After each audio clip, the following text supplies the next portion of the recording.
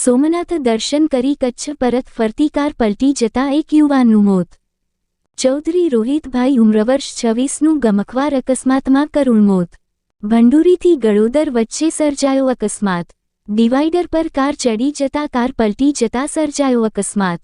Divider પર ચડી car 3 થી 4 ફૂટના ખાડામાં ખાબકતા કાર પલટી ખાઈ જતા સર્જાયો અકસ્માત। કારમાં કુલ 5 વ્યક્તિઓ હતા, સવાર 4નો આબાદ બચાવ। 108 દ્વારા ઈજાગ્રસ્તોને માળિયા હાટીના સરકારી હોસ્પિટલ ખસેડાયા। ડોક્ટર ઇરફાન મહિડાએ તપાસ કરી એકને મૃત જાહેર કર્યા। માળિયા હાટીના પાય સલમા સુમરા સહિતનો પોલીસ સ્ટાફ ઘટના સ્થળે તેમજ હોસ્પિટલ દોડી ગયો। માળિયા હાટીના પોલીસ સ્ટાફ દ્વારા આગળની વધુ તપાસ ચાલુ કરેલ। રિપોર્ટ પ્રતાપ સિસોદિયા। હું ડોક્ટર ઇરફાન મહિડા સામૂહિક આરોગ્ય કેન્દ્ર માળિયા હાટીના ખાતે મેડિકલ ઓફિસર ફરજ બજાવું છું। આજે સવારે 8:15 વાગ્યાની આજુબાજુમાં 108 મારફતે 5 દર્દીઓ સારવાર માટે આવેલા હતા।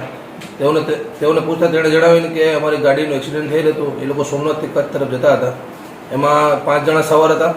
4 જણાને નાની મોટી ઈજાઓ થયેલી હતી, પરંતુ એક 25 વર્ષનો રોહિત અને છોકરો હતો, તેને માથાના પર ગંભીર ઈજા થતાં હેડ ઇન્જરી થયેલ હતી અને તેનું મૃત્યુ થયેલ હતું।